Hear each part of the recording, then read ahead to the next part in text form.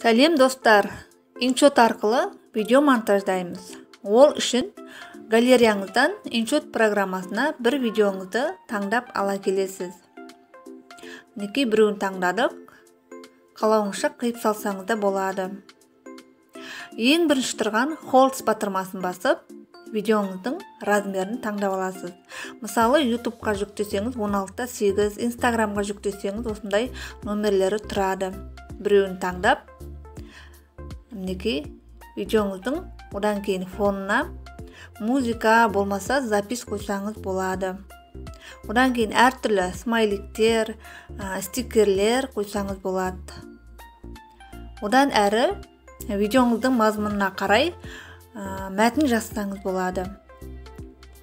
Мінекей мәтінді мысалы жоғары жағына, төмен жағына қоя берсеңіз болады.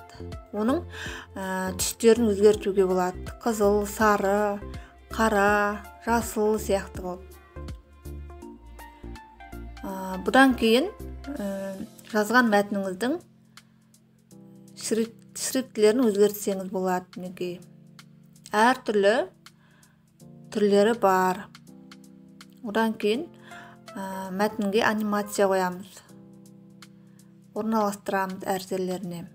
Өзіңізге ұнайтын анимацияларды таңдаймыз. Осылай қозғалып тұрады. Мінекей. Одан кейін видеоңыз қараңғы болса жарық қыласыз. Мінекей. Эффект бересіз. Осылай настройкасын жасайсыз.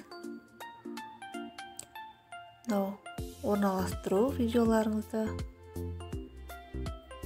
Одан кейін әр жерін қиып алып, видеоңыз ұзақ болса қысқартуға болады.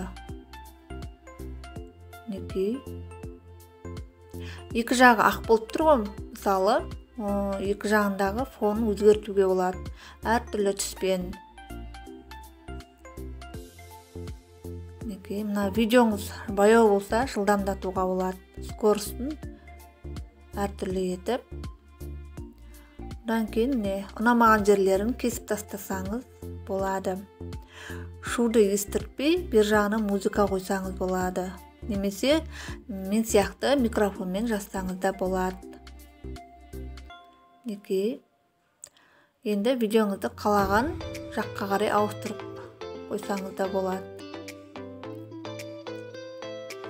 Ең соңында тұрған видеоңызды қатырып қойсаңыз да болады.